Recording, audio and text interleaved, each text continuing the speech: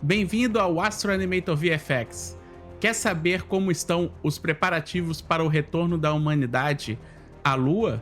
Inscreva-se no canal e compartilhe o vídeo.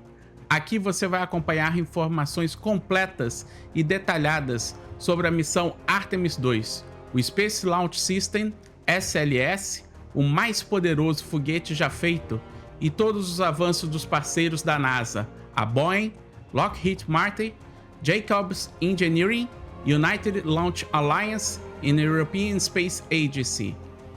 No vídeo de hoje vamos ver lindas imagens da Plataforma de Lançamento 1, peça-chave para as missões Artemis, que fez o seu retorno ao edifício de montagem de veículos, o VAB, em 1º de outubro de 2024, chegando ao seu destino no dia 3. Após o deslocamento, ela foi cuidadosamente posicionada no interior do VAB no dia 4, marcando o início dos preparativos finais para as missões Artemis II, que levará astronautas a orbitar a Lua.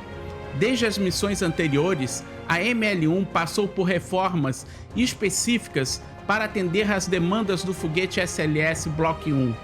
Entre elas estão melhorias no reforço estrutural para suportar cargas imensas do veículo, novas atualizações nos sistemas de umbilicais ajustados para os componentes da espaçonave Orion e um aprimoramento no sistema de extinção de incêndio e supressão de som.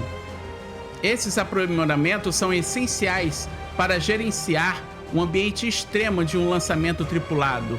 Além disso, sistemas de automação foram integrados para maior precisão nos processos de montagem e para garantir que a Artemis II avance com a segurança e a eficiência necessárias à histórica missão.